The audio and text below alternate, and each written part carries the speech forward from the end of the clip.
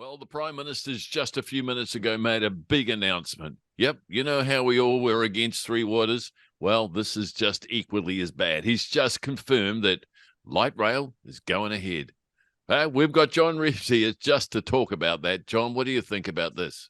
Well, you know me, Max. I'm from the Public Transport Users Association, and you'd think I'd be always supporting light rail. And look, in essence, the original plan for light rail made complete sense for Auckland, and everyone agreed upon it.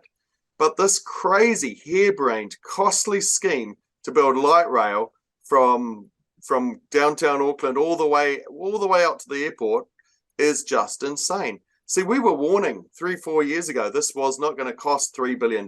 We said it's probably going to be 9, maybe north of that. Well, then the costings came at about 14.8 billion, and Treasury is saying it could be at least 30 billion. And in fact, I would say it's going to be 30 billion and more. Because well, Minister Wood is in charge of this project, and isn't it amazing how this light rail happens to go right out, takes a turn, goes out to his constituency, puts a railway station right there for his people only, and then goes off to the airport. Well, you've got to say, really, this is absolutely one of the most selfish, self-conceited, and most unpopular policies they've had since Three Waters. Yeah, that's the remarkable thing. They're burning very bad policy, but things like light rail, they're keeping on with it. And yet, New Zealand, not just Auckland, New Zealand can't afford $30 billion on a political tram to a very slow destination of Auckland Airport.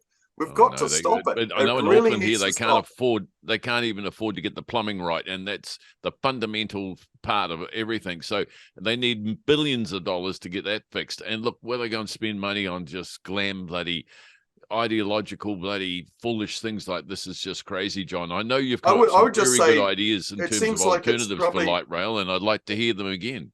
Well, I think it's probably why they've announced it is that it's coming up to election year. Election's October, so they're trying to have some nice photos of the minister digging holes and at the launching of it in July, and with a spade, not maybe digging holes proverbially as well.